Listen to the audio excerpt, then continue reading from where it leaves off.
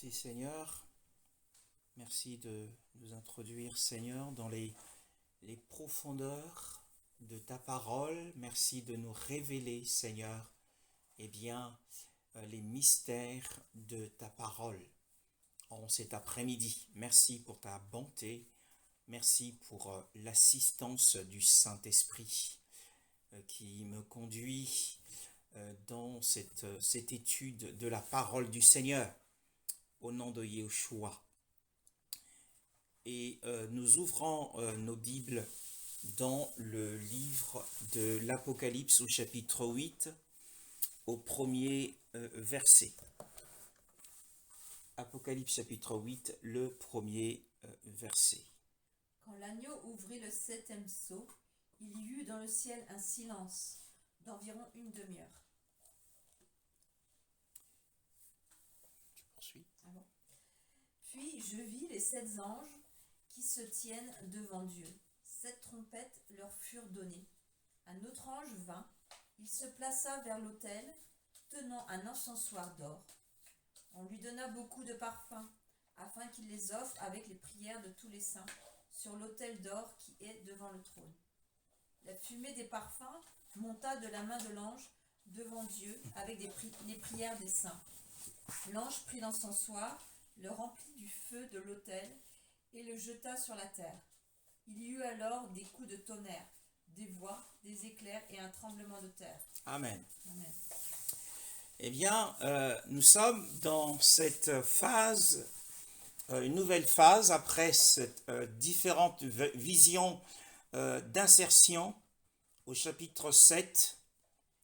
Le chapitre 7 de l'Apocalypse marque un tournant dans ce livre prophétique. Eh bien, ce chapitre 7 que nous avons couvert par la grâce du Seigneur, qui porte sur le scellement des 144 000 fidèles parmi les tribus d'Israël. Ensuite, eh bien, nous avons un aperçu général de la résurrection et du ravissement, autrement dit l'enlèvement. C'est un aperçu général, nous n'avons pas dans le chapitre 7 les détails de cet événement glorieux et béni, mais nous verrons cela à mesure que nous avancerons dans les eaux profondes de cette étude.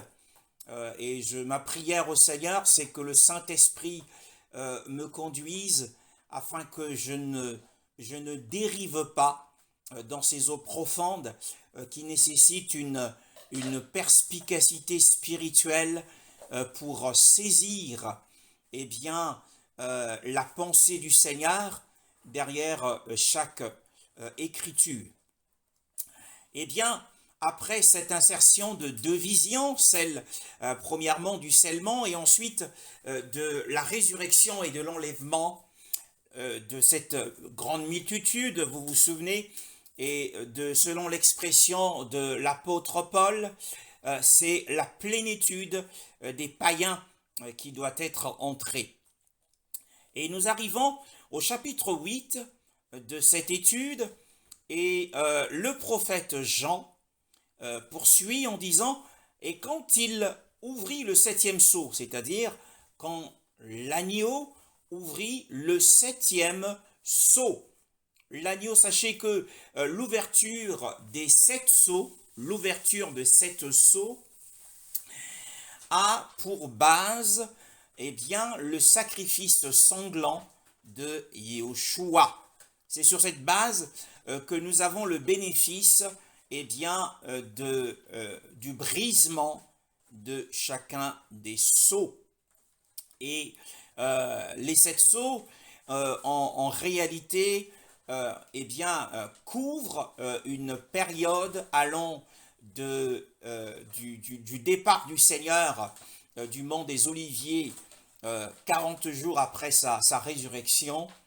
Et les 7 sceaux commencent là et se poursuivent jusqu'à ce jour. Donc, il y a plus de 2000 ans de couverture des 7 sceaux. Et la Bible donc fait mention du 7e sceau, qui est le dernier des 7 sceaux, bien sûr. Et ce 7e sceau en lui-même, eh bien, renferme 7 trompettes. Hein. Et ça s'étend sur une durée de temps également. En fait, c'est une série. Nous avons sur le 7e sceau une série d'événements, une série d'opérations surnaturelles qui sont séquentielles, c'est-à-dire qui sont périodiques, qui vont apparaître sous la forme de 7 trompettes. Et sur ce 7e sceau, il y a donc 7 trompettes.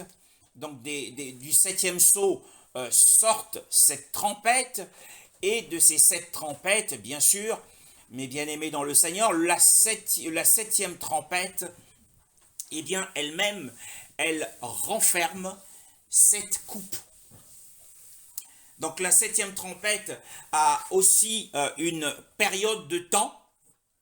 De toute façon, la plupart de ces trompettes ont une période de temps. La Bible parle déjà de la 5e trompette qui aura une durée de 5 mois.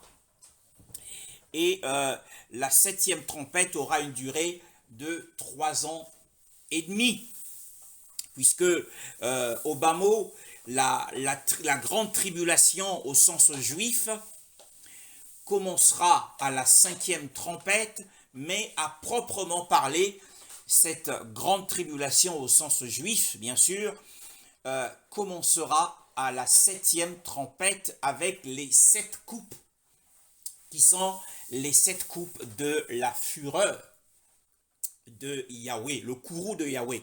Mais les 7 trompettes sont l'expression, eh bien, de la colère de Yahweh, mais les 7 coupes qui sont, eh bien, qui sont renfermées dans la 7e trompette sont l'expression du courroux, c'est-à-dire la plus grande indignation du Seigneur. Et c'est pour cela que l'on parle de la grande tribulation.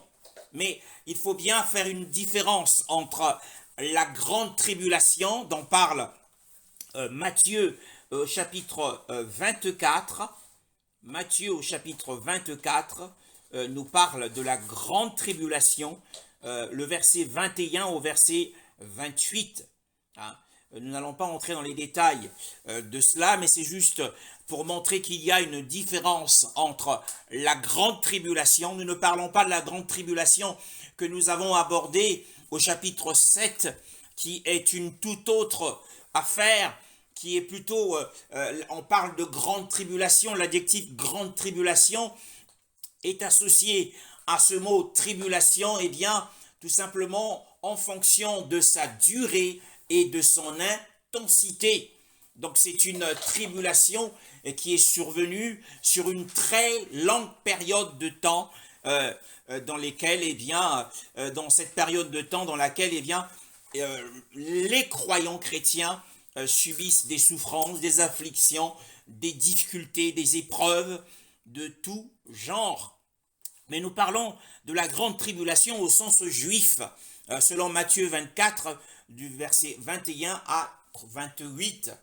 Eh bien, il y a une différence entre cette grande tribulation et une autre expression que Yoshua utilise dans le livre de l'Apocalypse au chapitre 3 et le verset 10.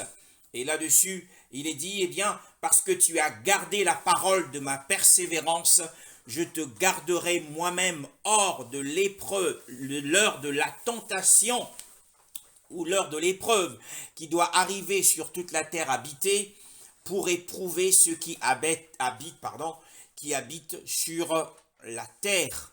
Donc il y a une grande différence entre la grande tribulation au sens juif et l'heure de la tentation ou l'heure de l'épreuve qui surviendra sur la terre entière.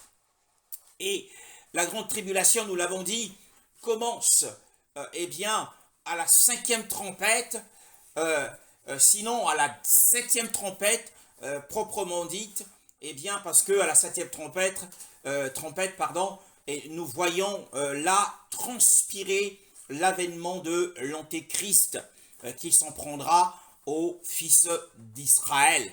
Mais quant à l'heure de la tentation, quant à l'heure de l'épreuve, dont parle le Seigneur ici, et qui, il dit eh bien qu'il sauvegardera, qu'il épargnera Philadelphia, c'est-à-dire l'épouse du Seigneur, de cette épreuve, eh bien, cette épreuve commence à l'ouverture du 7e sceau, dès la première trompette du 7e sceau. Et c'est pour cette raison, mes frères dans le Seigneur, que nous voyons au chapitre 7 une grande foule que personne ne peut compter, se trouvant au ciel avec des corps ressuscités et qui ont participé à l'enlèvement. Ce sont les croyants vainqueurs.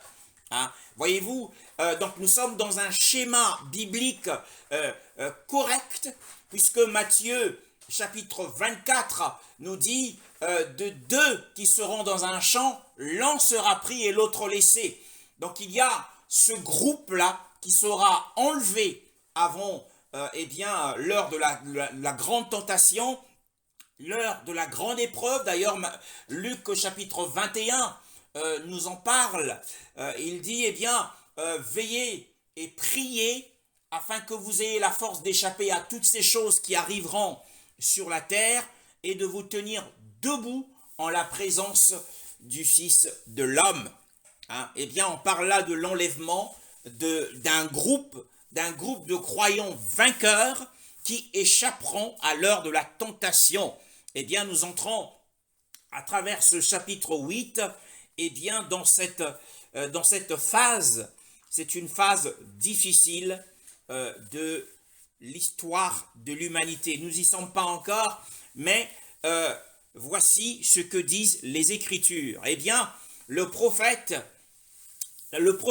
Jean affirme, et quand il ouvrit le 7e sceau, quand il a brisé le dernier des 7 sceaux, il se fit dans le ciel, dans le 3e ciel, un silence d'environ une demi-heure. Il se fit dans le 3e ciel un profond silence. Tout bruit fut arrêté. Il y a eu un profond silence jusque dans la salle du trône. Souvenez-vous que dans la salle du trône, selon les Écritures, au chapitre 4 de l'Apocalypse, nous allons le relire, ce passage. La parole de Dieu nous dit des choses importantes. Au verset 8, Apocalypse chapitre 4, le verset 8. Les 4 êtres vivants ont chacun 6 ailes, et ils sont couverts d'yeux, tout autour et à l'intérieur. Ils ne cessent de dire jour et nuit, Saint, Saint, Saint est le Seigneur, Dieu, le Tout-Puissant, celui qui était, qui est et qui vient. Voyez-vous, donc la parole de Dieu nous dit eh bien que dans la salle du trône, les 4 êtres vivants ne cessent, disent incessamment ce chant glorieux. Ils disent nuit et jour, Saint, Saint. Ils font une proclamation qui ne s'arrête presque jamais. Mais le chapitre 8, par contre, eh bien, dans ce chapitre 8, nous voyons que au ciel, ce jour-là, lorsque le prophète Jean assiste, eh bien, il est dans l'inspiration de l'Esprit, bien sûr. Il assiste à cette ouverture du 7e sceau.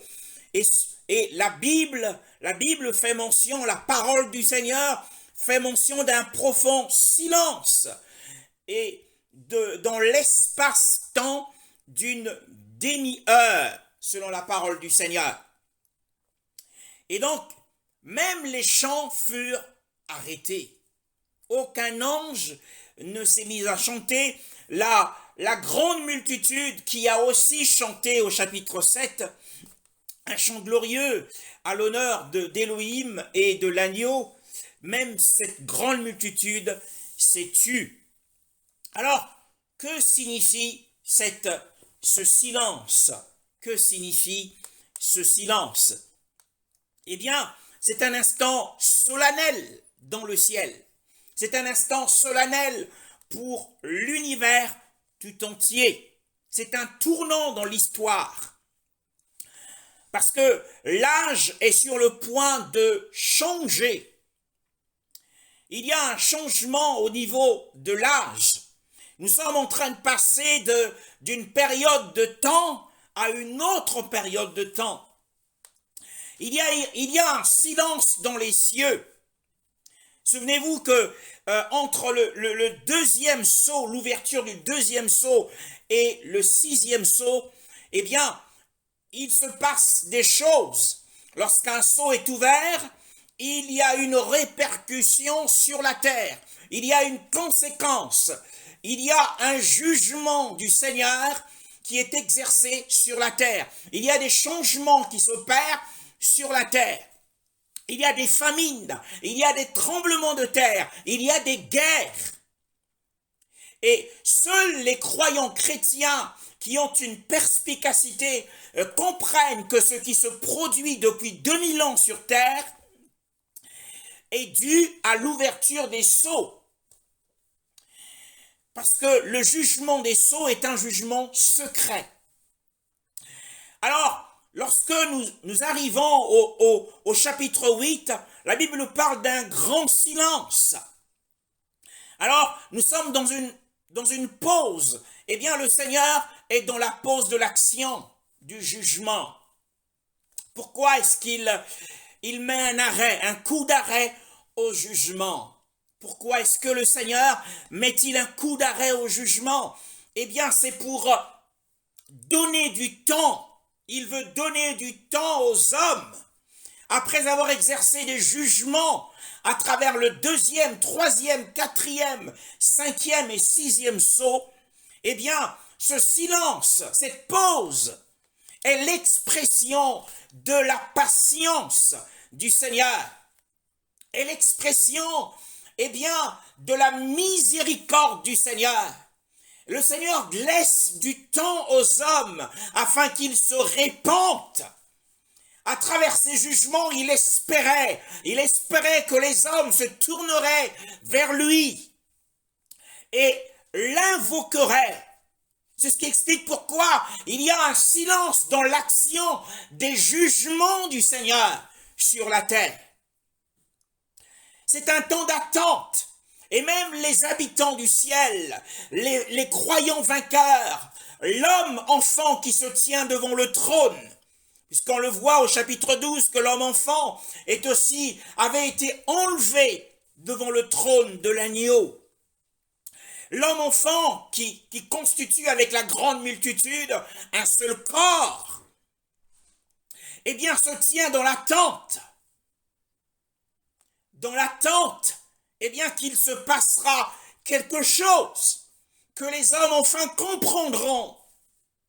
Voyez-vous, la patience, l'apôtre Paul parle de la patience d'Élohim, de la bonté d'Élohim, qui doit nous conduire à la repentance. C'est l'expression de ce silence. C'est l'expression de leur sentiment, le sentiment d'attente. Bien-aimés, lorsque nous vautrons dans le péché, eh bien, quelquefois, le Seigneur, nous avons l'impression que tout se passe bien et nous sommes quelquefois encouragés.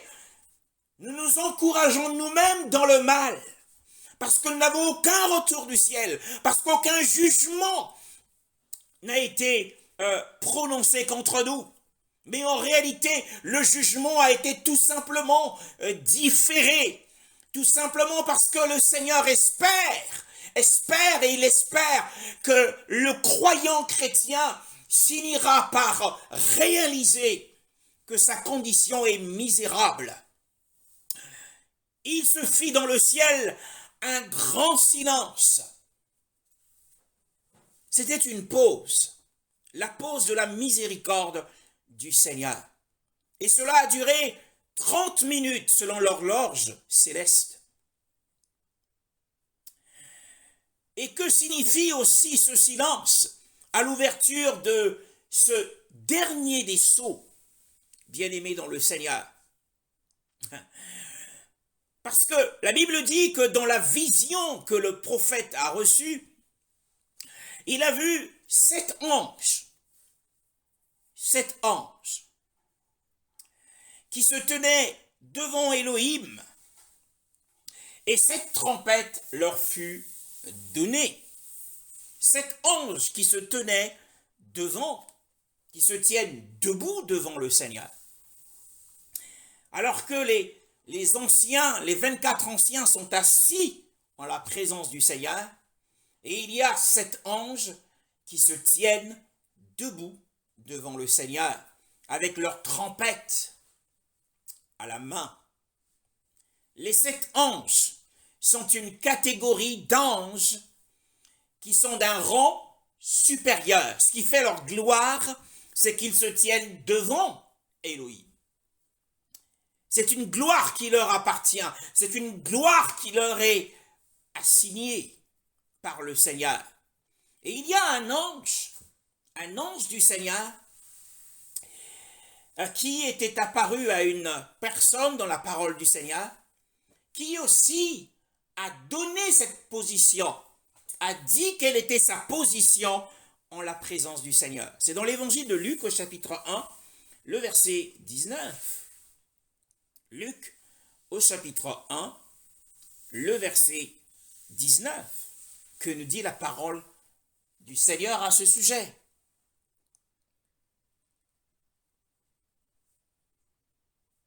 L'ange lui répondit, « Je suis Gabriel, je me tiens devant Dieu. J'ai été envoyé pour te parler et pour t'annoncer cette bonne nouvelle. » Amen. Donc nous voyons ici que l'ange qui se nomme Gabriel nous donne sa position. Quelle est sa position? Quelle est sa position de gloire dans les cieux? Eh bien, sa position de gloire, c'est qu'il se tient devant Élohim. Et nous comprenons que parmi les 7 anges que le prophète Jean voit dans la vision, il y a Gabriel, puisqu'il l'a dit à Marie. Et je vis les 7 anges qui se tiennent devant Élohim. Et comprenez que il appartient au Seigneur de faire une gradation dans les rangs et les pouvoirs. C'est dans le plan du Seigneur que tous les anges n'ont pas la même position. Certains anges se tiennent en la présence du Seigneur et d'autres sont dans les régions éloignées des cieux. Ils ne sont pas forcément dans la présence immédiate du Seigneur. Et sur terre, c'est la même chose. Cela fait partie du plan du Seigneur. Chacun selon son rang, chacun selon sa catégorie. Même parmi les serviteurs du Seigneur, chacun selon sa catégorie, selon sa classe. Et un homme a dit, eh bien, les hommes sont dans les séries.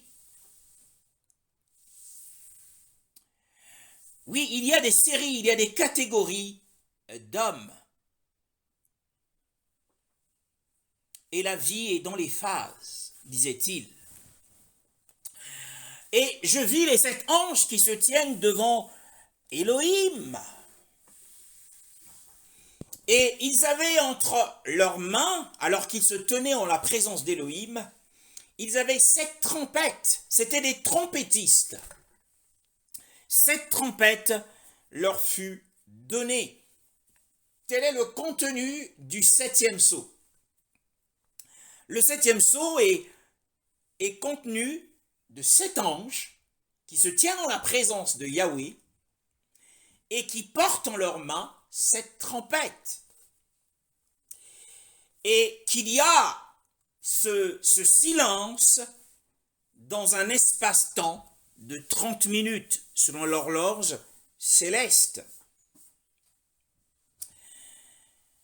Alors, que signifie pour nous ici la trompette? Quel est le sens de la position de ces anges avec leurs trompettes? Est-ce que les mains qui tiennent les trompettes sont-elles fléchies ou étendues? Sont-elles, rapprochées vers leur bouche, prêtes à souffler, prêtes à les claironner? Que signifie la trompette ici? Eh bien, c'est les Écritures qui nous répondront. Nous le voyons dans le livre de 1 Corinthiens, au chapitre 14. 1 Corinthiens, au chapitre 14, le verset 8. 1 Corinthiens, au chapitre 14, le verset 8. La trompette rend un son confus qui se préparera au combat. Voilà.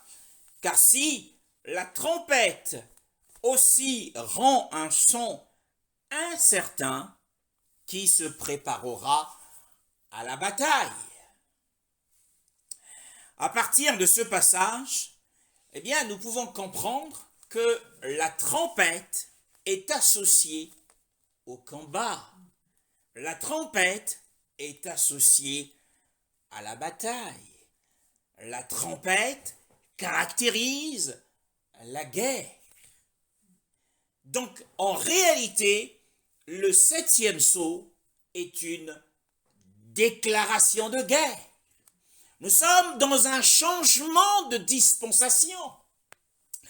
Le chapitre 7 de l'Apocalypse, met un terme à l'âge de la tolérance, à l'âge de l'évangile.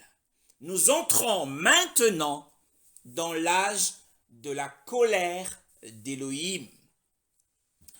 Parce que les trompettes, les 7 trompettes, nous l'avons dit au début, sont l'expression de la colère de Yahweh. Il y a 7 trompettes et la 7e trompette, bien sûr, bien aimé, en elle-même, cette 7e trompette porte 7 coupes qui sont les coupes de la fureur de Yahweh. Donc il y a une dimension, il y a une échelle, il y a un degré dans l'indignation du Seigneur. Il y a la colère qui signifie l'indignation du Seigneur et il y a la fureur ou le courroux qui signifie une plus forte indignation du Seigneur. 1 Corinthiens 14, le verset 8, nous apprend que la trompette, est associée à la guerre. C'est la première signification. Nous regardons également dans le livre d'Amos, le prophète Amos, au chapitre 3 et le verset 6. Amos, chapitre 3, le verset 6, que nous dit la parole du Seigneur à ce sujet. Sonne-t-on de la trompette dans une ville sans que le peuple soit dans l'épouvante? Arrive-t-il un malheur dans une ville sans que l'Éternel en soit l'auteur? Oui, sonne-t-on du chauffard, qui n'est autre que la trompette, dans une ville sans que le peuple ait peur? Ou l'épouvante, arrive-t-il un mal dans une ville sans que Yahweh ne l'ait ordonné? Vous savez, c'est un principe, le principe de l'ancien temps, mais si l'on essaie de faire correspondre ce principe avec ce qui se fait aujourd'hui, il y a dans les villes les systèmes d'alerte à la population. Ce sont les sirènes, les systèmes d'alerte à la population en cas de guerre, en cas de conflit, en cas de raid aérien ou de bombardement. La sirène se déclenche et la population doit se confiner. Et c'est le sens de cette parole. Sonne-t-on du chauffard dans une ville sans que le peuple soit dans l'épouvante et la peur et finalement puisse trouver refuge où il peut Et arrive-t-il un malheur dans la ville sans que Yahweh ne l'ait ordonné? Et donc le deuxième volet de la trompette, c'est de conduire les hommes à chercher un refuge. Et le seul refuge possible, c'est Yahushua. Et ensuite, nous voyons dans le livre de l'Exode, au chapitre 19, Exode, chapitre 19, nous allons commencer un peu plus haut. La Bible nous dit, le verset 10 à 11. L'Éternel dit à Moïse, va vers le peuple, consacre-les aujourd'hui et demain, et qu'ils lavent leurs vêtements, qu'ils soient prêts pour le troisième jour, car le troisième jour, sous les yeux de tout le peuple, l'Éternel descendra sur le mont Sinaï. Sur le mont Sinaï. Et nous voyons le verset 16. Le matin du troisième jour, il y eut des coups de tonnerre, des éclairs et une épaisse nuée sur la montagne. Le son de la trompette retentit fortement, et tout le peuple qui était dans le camp fut épouvanté. Voilà. Donc, nous voyons que le verset 10 nous informait, eh bien, que le peuple devait se sanctifier. Et ensuite, le verset 11, qu'ils soient tous prêts pour le troisième jour, car le troisième jour, Yahweh descendra sur la montagne. Et le verset 16, arrive le troisième jour, quand le matin fut venu, qu'il y eut des voix, des éclairs, et une grosse nuée sur la montagne, avec un très fort son de chauffard. Et tout le peuple dans le camp fut effrayé. Donc, la signification de la trompette, c'est qu'elle annonce, la venue du Mashiach.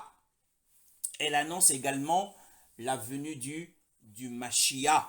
Nous avons vu à travers ce passage que Yahweh annonce sa venue par le son un grand fort son du chauffard, qui est la trompette.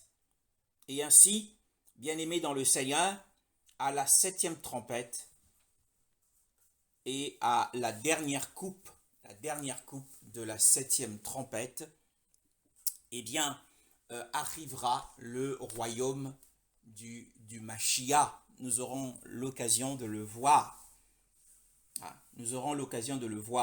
Et donc, ces trompettes annoncent également le retour du Seigneur sur la terre pour instaurer son royaume millénaire. Donc, nous revenons dans Apocalypse chapitre 8 et le verset 2 que nous avons lu. Et je vis les 7 anges qui se tiennent devant Elohim, et les 7 trompettes leur furent données.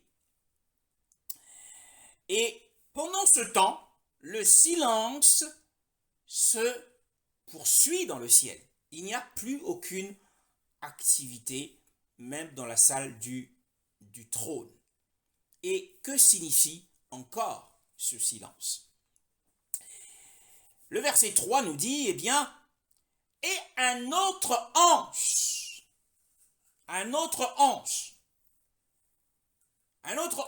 vint et se tint devant l'autel.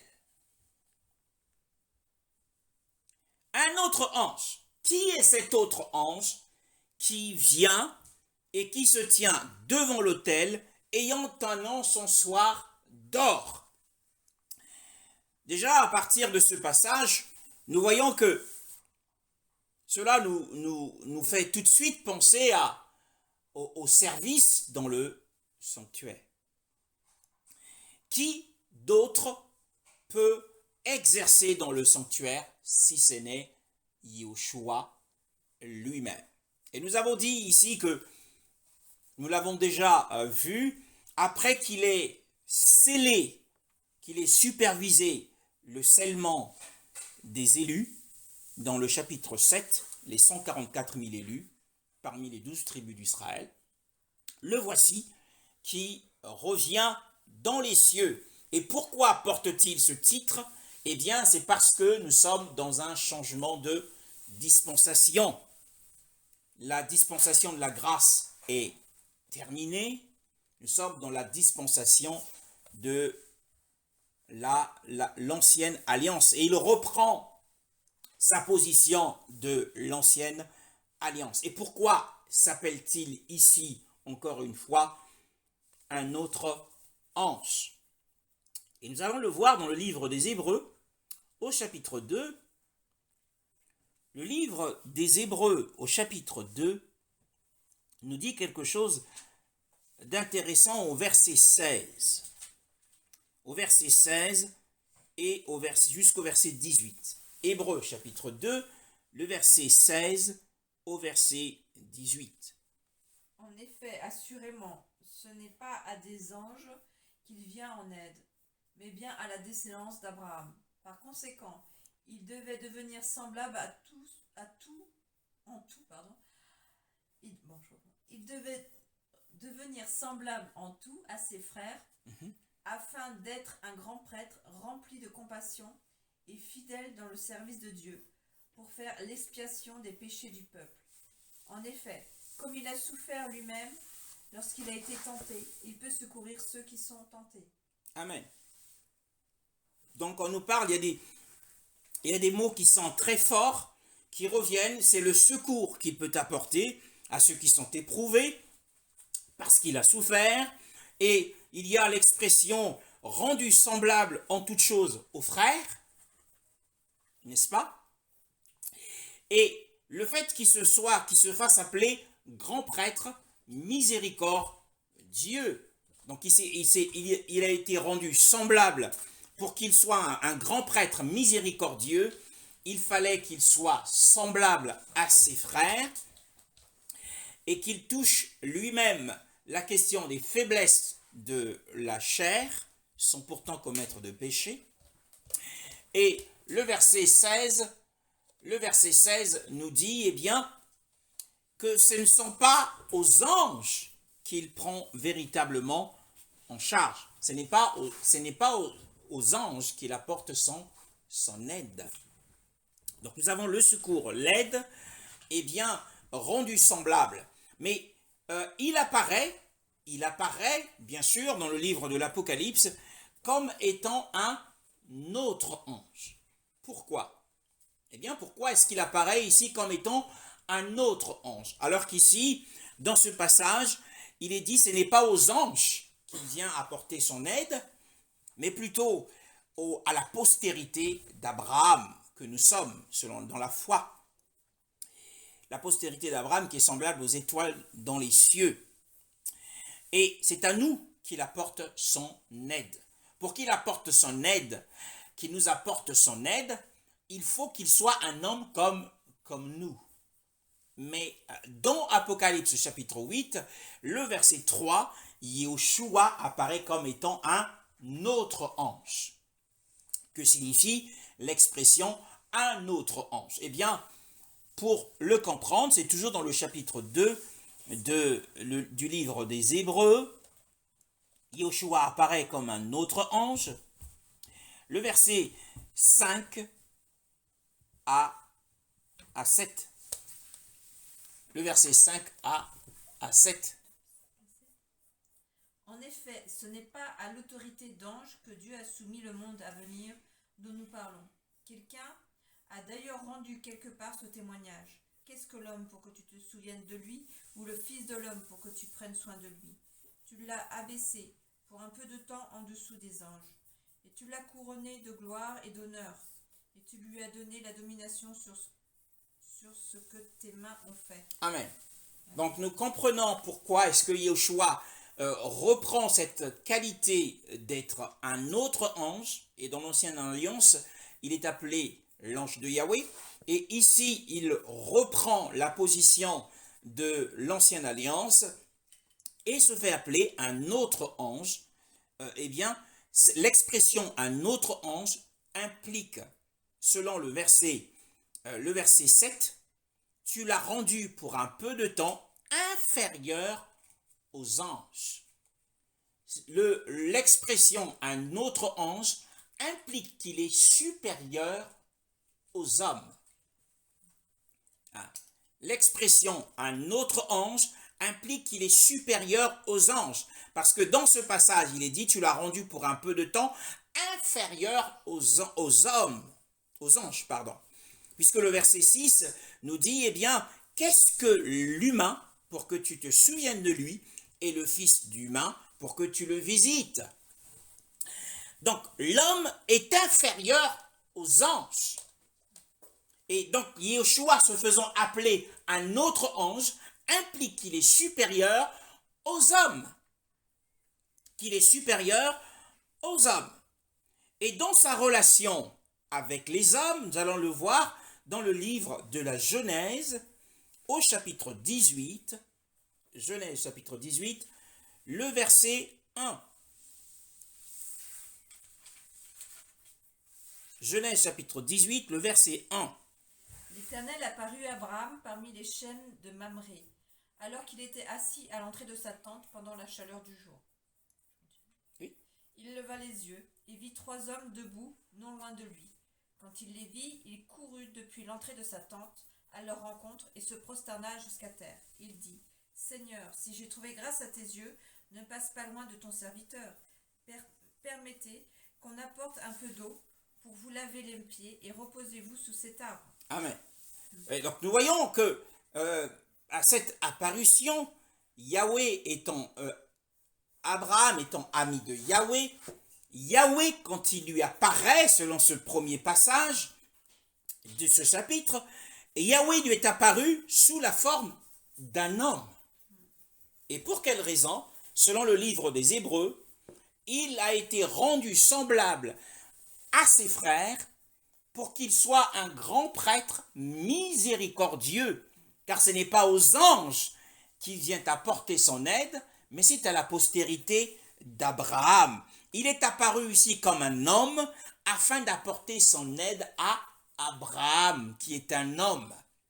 À travers la bénédiction de la prophétie, de la naissance d'Isaac, il vient pour apporter son aide. Donc Yahweh, qui n'est autre que Yehoshua, ici prend la forme d'un homme, bien sûr, bien sûr. Alors, toujours dans ce chapitre, eh bien, lorsque Abraham entre en conversation intime avec le Seigneur, voici ce que Yahweh lui dit à partir le verset 17.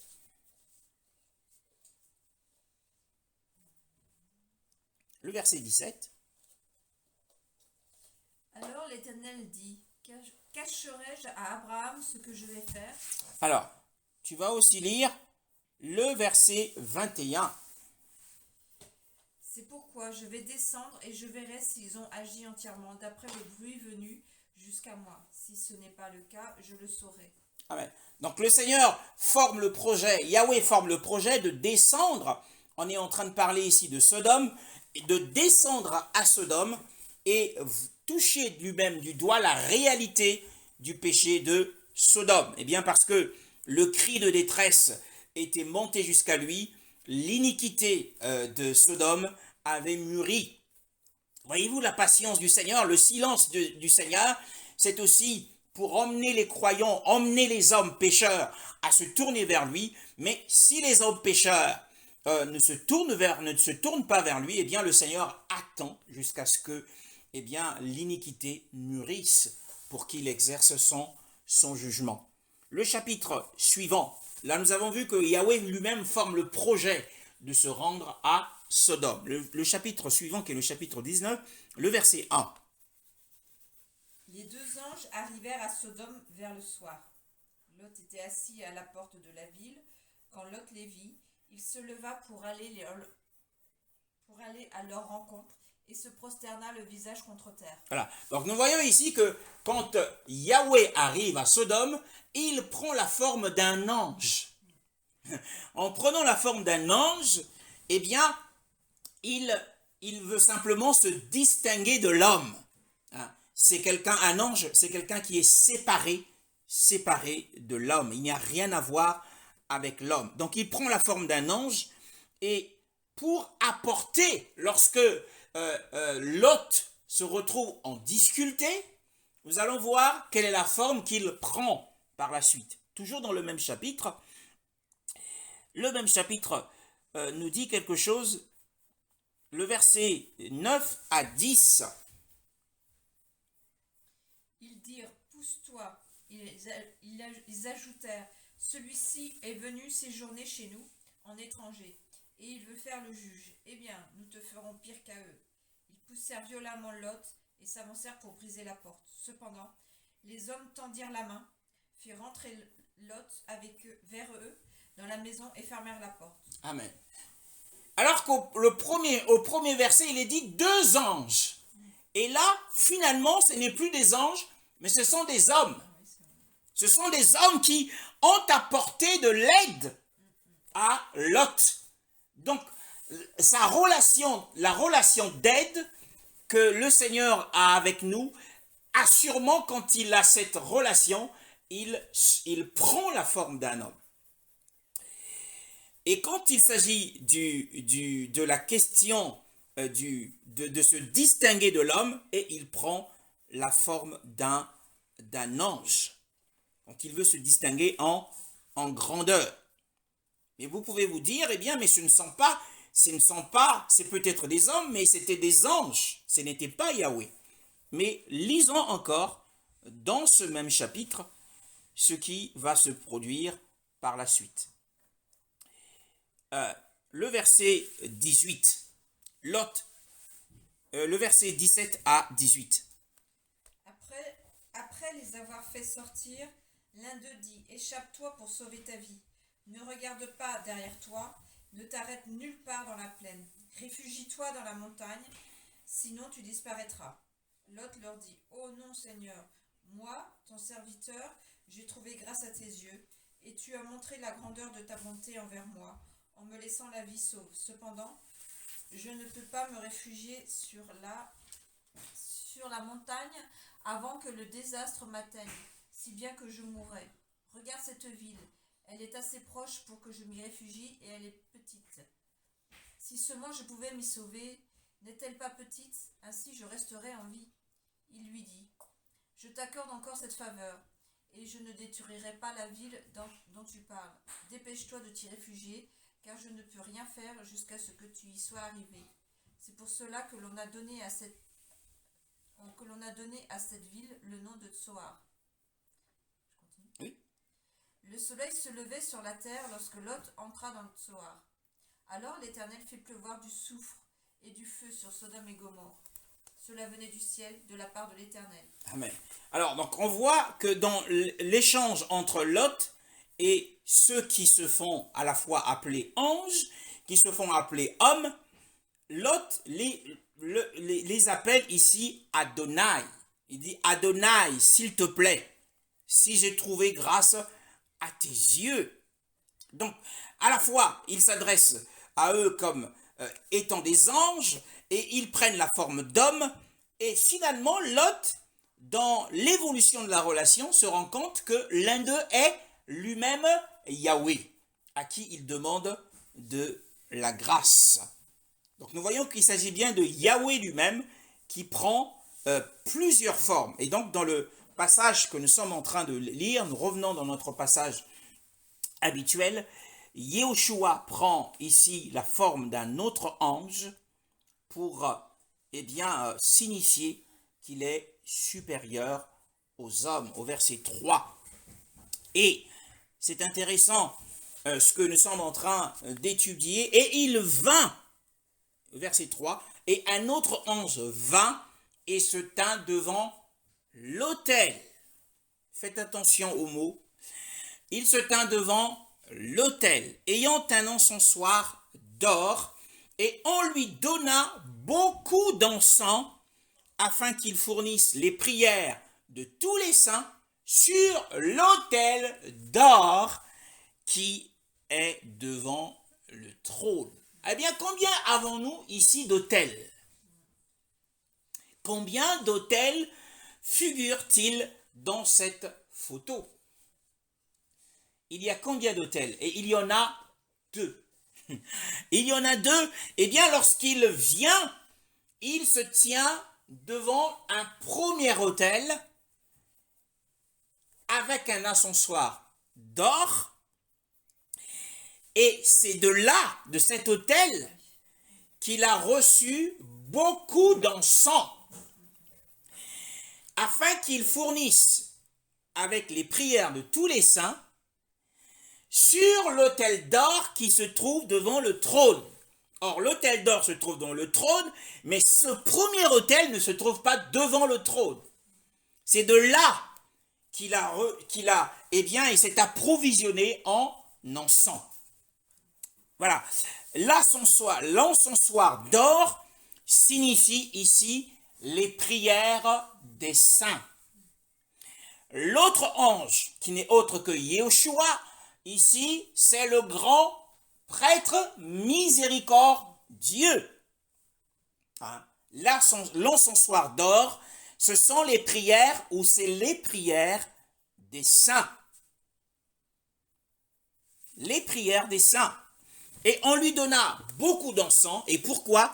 Eh bien parce que le premier autel n'est autre que l'autel des sacrifices. C'est l'autel de l'Holocauste. Or, dans la Bible, l'autel de l'Holocauste signifie la croix. L'autel des sacrifices, eh bien c'est sur cet autel que le prêtre sacrifiait soit une brebis, soit un bélier, soit un mouton, eh bien, ou une vache, un taureau, et c'est là qu'il prenait la matière ou les matières qui étaient réservées à Yahweh et qu'il les brûlait sur le feu de l'autel. Et l'odeur qui s'en dégageait et la fumée qui montait aux narines de Yahweh. C'était une fumée d'apaisement. Et donc, l'encens ici, c'est le produit du sacrifice qui a été fait sur l'autel des holocaustes.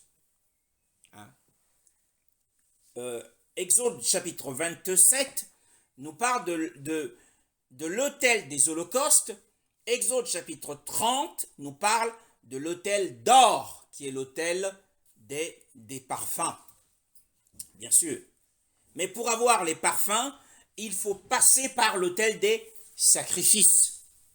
Or, l'encens ici, c'est cet arôme, c'est cet ajout aromatique qui vient à partir du sacrifice qui a été consumé sur l'autel des holocaustes.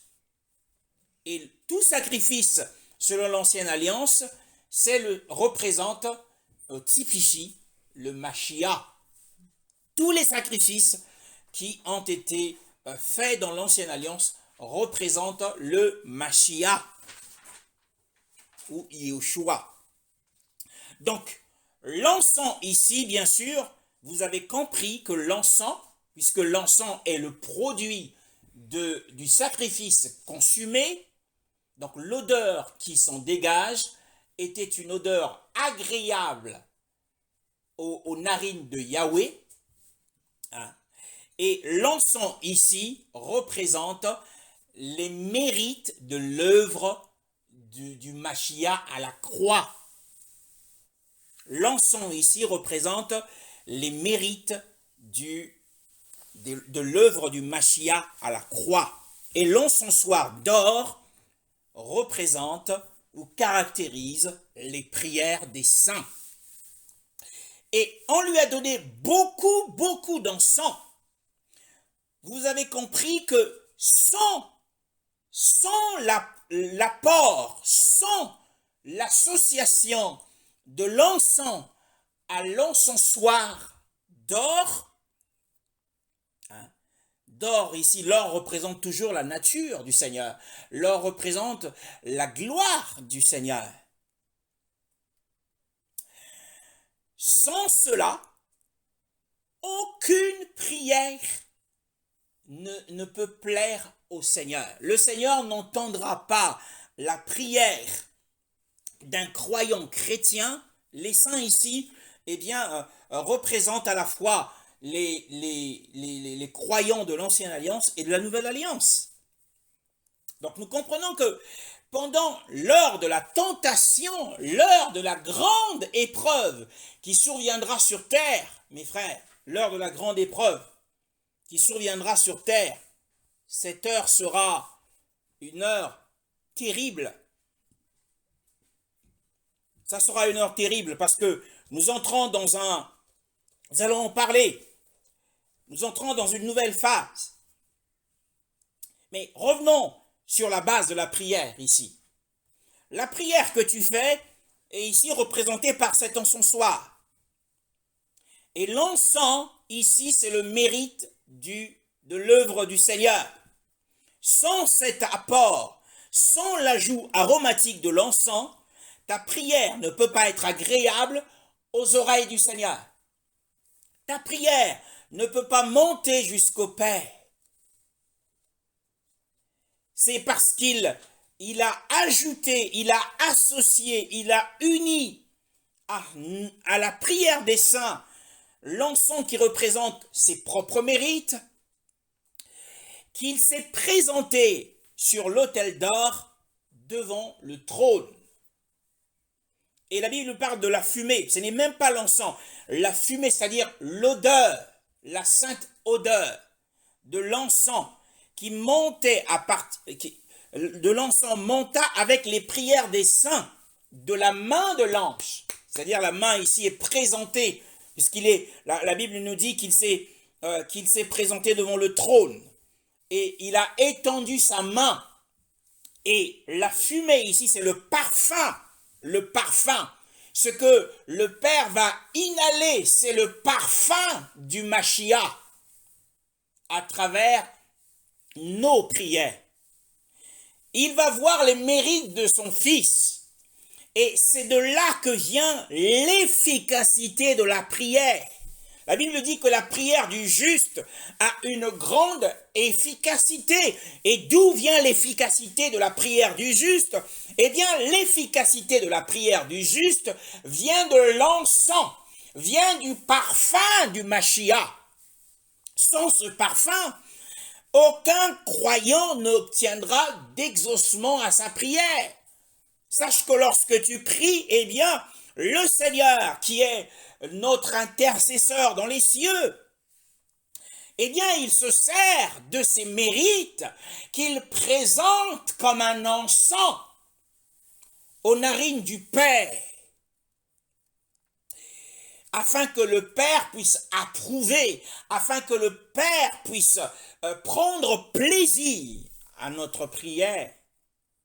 C'est ici le secret de la prière victorieuse qui est présentée par le Seigneur. Les saints sont sur terre. Maintenant, il nous faut comprendre pourquoi est-ce qu'ils prient sur terre.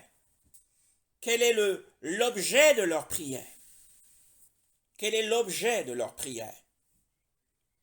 Parce qu'il se passe des choses. Au 7e sceau, il se passe des choses. Il y a de l'injustice. Il y a beaucoup d'injustice. Souvenez-vous, il y a les âmes qui sont dans un des sceaux qui a été ouvert par le Seigneur. Il fait mention des âmes qui sont sous l'autel. Cela fait partie d'un sceau que nous avons lu au chapitre 6 et concernant le 5e sceau. Le verset 9 à 10 nous dit quelque chose. Il ouvrit le 5e sceau. Je vis sous l'autel l'âme de ceux qui avaient été mis à mort à cause de la parole de Dieu et à cause du témoignage qu'ils avaient rendu. Ils crièrent d'une voix forte, « Jusqu'à quand, Maître saint et véritable, tarderas-tu à faire justice et à venger notre sang sur les habitants de la terre ?» Voilà, ça ce sont les âmes qui sentent sous l'autel. Nous avons vu quand la Bible, en réalité, quand la Bible parle que de l'autel et n'ajoute rien d'autre, il s'agit de l'autel des holocaustes et des sacrifices. Pour différencier l'autel d'un autre autel, la Bible va associer au mot autel comme l'adjectif ou le terme or. L'autel d'or, c'est l'autel des parfums. C'est l'autel des parfums. Et donc l'autel ici, sous l'autel ici, c'est l'autel des sacrifices qui représente la croix. Et la croix du Seigneur, c'était sur la terre. Et donc ces âmes sont dans le Hadès, dans la partie agréable du Hadès. Et la partie inférieure de Hadès, c'est l'enfer. Et la partie agréable qui est du Hadès n'est autre que le paradis. Et de là-bas, ils font une prière, saint et véritable. Ne juges-tu pas et ne venges-tu pas notre sang sur ceux qui habitent sur la terre? Lorsque nous revenons au chapitre 8, en réalité, la prière des saints ici, cette prière porte sur le jugement. C'est une prière qui porte sur le jugement. La nature de leur prière, c'est une prière de colère. Ils demandent à ce que le Seigneur exerce son jugement sur les habitants de la terre. Parce que nous le voyons dans la réponse du Seigneur. Et l'ange prit l'encensoir et le remplit du feu de l'autel. Donc nous voyons que c'est l'autel ici où il y a du feu. Ce n'est pas l'autel d'or cette fois-ci. Après qu'il ait présenté les prières sur l'autel d'or, il est retourné à l'autel des sacrifices et il a pris du feu de cet autel et il l'a jeté sur la terre. Et la Bible dit qu'il y eut des voix. Le feu ici, c'est le feu du jugement. Donc en réalité, la prière des saints, dans Apocalypse chapitre 8, la prière des saints ici, c'était une prière demandant justice. Ils ont demandé justice. C'est ici l'accomplissement de cette autre parole de Dieu dans Luc chapitre 18, que vous connaissez assez bien. Luc chapitre 18, que dit le Seigneur à propos de cette parabole, le verset 7 à 8. Luc chapitre 18, le verset 7 à 8, que dit la parole du Seigneur. Et Dieu ne fera-t-il pas justice à ceux qu'il a choisis et qui crient à lui jour et nuit? Les fera-t-il attendre? Je vous le dis, il leur fera rapidement justice. Mais quand le Fils de l'homme viendra, trouvera-t-il la foi sur la terre? Voilà. Donc la prière ici, c'est que les cris, ce sont les cris, cette fois-ci, des saints vivant sur la terre.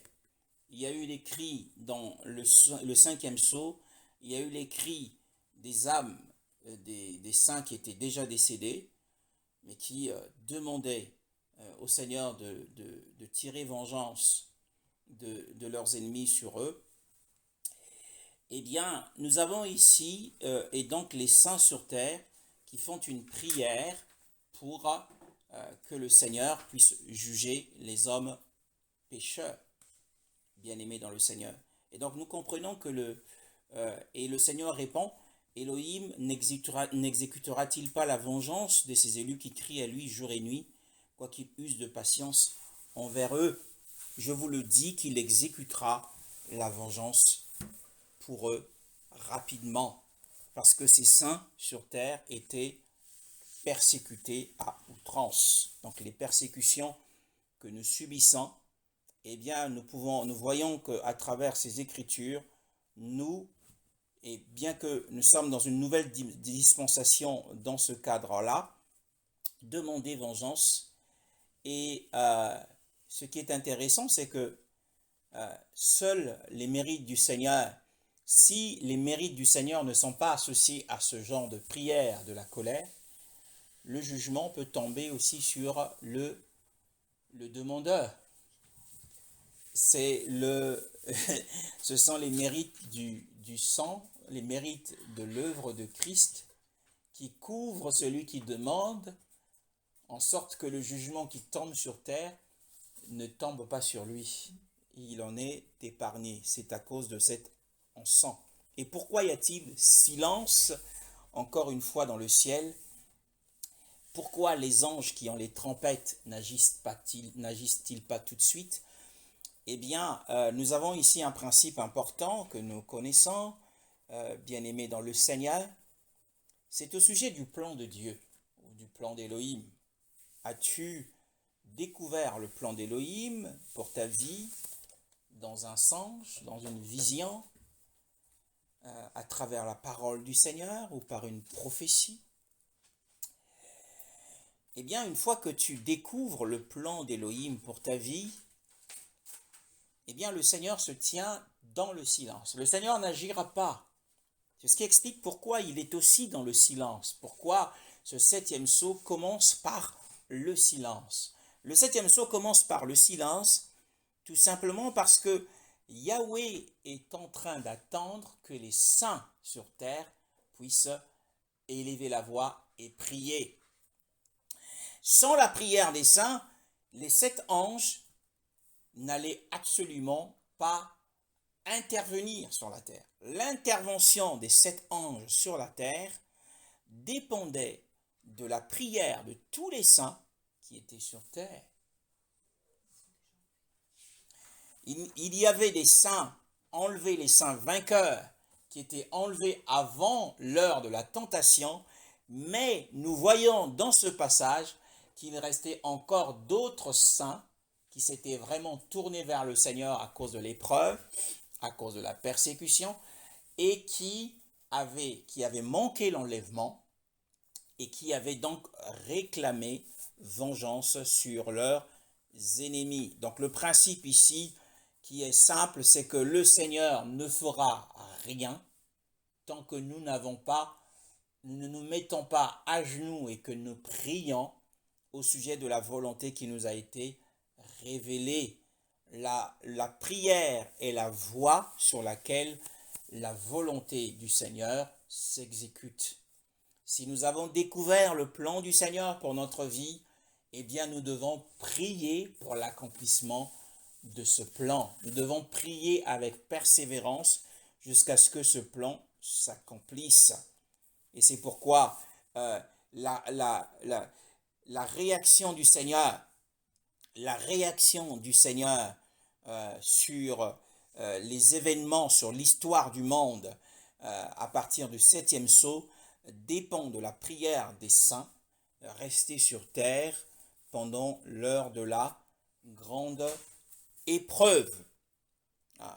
Et la Bible dit que lorsque le feu du jugement, le verset 6-5, le feu du jugement a été libéré par l'ange, l'autre ange qui n'est autre que Yahushua, et pendant que ce feu était en mouvement, il y a eu des voix d'anges, il y a eu des voix d'hommes dans le ciel, et au passage des airs, ce feu a produit des tonnerres et des éclairs, et lorsque ce feu est arrivé sur terre, il a produit un tremblement de terre.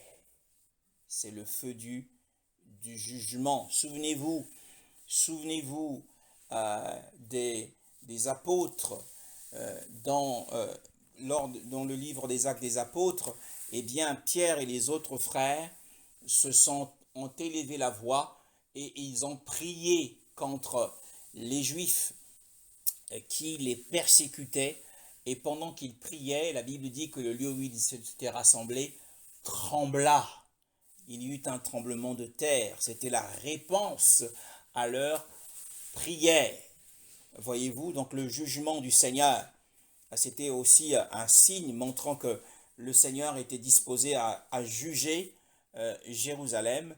Et à l'an 70, sous Titus, eh bien, le temple fut démoli et détruit. Et il y a eu beaucoup de carnage. Et donc nous comprenons que par cette photo, ce dossier de la parole du Seigneur, qu'il est important de pouvoir adresser au Seigneur des prières au nom de Yahushua. Et sans l'association, la prière du croyant ne prévaudra pas. Sans l'association de l'encens, qui est le mérite de l'œuvre du Seigneur, ta prière ne prévaudra jamais. Nous bénissons le Seigneur pour sa parole et bien, lors de la prochaine réunion, nous aborderons avec la grâce du Seigneur la question de la première trompette, le jugement qui est la réponse du Seigneur à la prière des saints restés sur terre. Encore une fois, les saints vainqueurs ont été enlevés au chapitre 7 et il restera des saints sur terre. Ce ne sera pas tous les saints qui partiront, puisque la promesse a été uniquement faite à Philadelphie, pas à toutes les 7 églises, uniquement à Philadelphie. Et le souhait du cœur du Seigneur, c'est que nous fassions tous ceux qui écouteront cet enseignement, que nous fassions partie de ce groupe qui n'est autre que Philadelphia, à qui le Seigneur dit « parce que tu as gardé la parole de ma persévérance ». Donc ce n'est pas tout le monde qui garde la parole de la persévérance en Yahushua. Et parce que tu as gardé la parole de ma persévérance, dit le Seigneur, je vais le relire, parce que tu as gardé la parole de ma persévérance, je te garderai moi-même hors de l'heure de la tentation qui doit arriver sur toute la terre habitée pour éprouver ceux qui habitent sur la terre. Donc, l'heure de la tentation commence avec l'ouverture du 7e sceau et Philadelphia est dans le groupe de ceux qui se trouvent dans la grande multitude dans les cieux, devant le trône. Vous avez compris les différences parce que entre cet enlèvement, cette résurrection et cet enlèvement, vous comprenez la différence entre les enseignements donnés par l'apôtre Paul qui parle d'une rencontre dans les airs, et tandis que nous avons ici une grande foule au chapitre 7 qui se trouve devant le trône. Donc il y a une différence de rencontre. Et la rencontre dans les airs se fera à la 7e trompette. Mais quant à l'église de Philadelphie, qui est une église, ce n'est pas une église locale en tant que telle, ce sont les saints vainqueurs qui sont éparpillés, qui sont dispersés sur la terre et qui participeront à cette grande bénédiction. Mais pour cela, il faut simplement garder la parole de la persévérance en Yeshua et pour en être qualifié. Ce n'est pas l'église de Laodicée qui a reçu cette promesse. Ce n'est pas l'église de Sardes qui a reçu cette promesse. Ce n'est pas l'église d'Éphèse. Ce n'est pas l'église de Smyrne. Ce n'est pas l'église de Pergame, mais c'est l'église de Philadelphie. Et ceux qui sont dans Sardes peuvent, s'ils remplissent cette condition, ils peuvent participer à ce ravissement et pour être devant le trône. Et autrement, c'est le passage de l'épreuve, du temps de l'épreuve qui surviendra sur la terre habitée dès que nous aborderons l'ouverture du 7e sceau, ce qui n'est pas le cas encore aujourd'hui, mais cela ne saurait tarder. Et avant cet événement, bien sûr, nous attendons tous avec, comme disait l'apôtre Paul, ce que nous désirons, nous espérons non pas être dévêtus, mais être revêtus de notre domicile céleste, c'est-à-dire de notre corps glorifié, que nous puissions participer à la transfiguration et être enlevés par le Seigneur. Donc nous vous bénissons au nom du Seigneur et pour cette parole que le Saint-Esprit nous a confiée, et nous comprenons que même pour nous aujourd'hui, notre prière a besoin d'être associée à l'encens du Seigneur, qui n'est autre que le mérite de son œuvre, pour que le parfum du Mashiach, le parfum de Christ, puisse monter auprès du Seigneur et que notre prière soit agréable. Amen.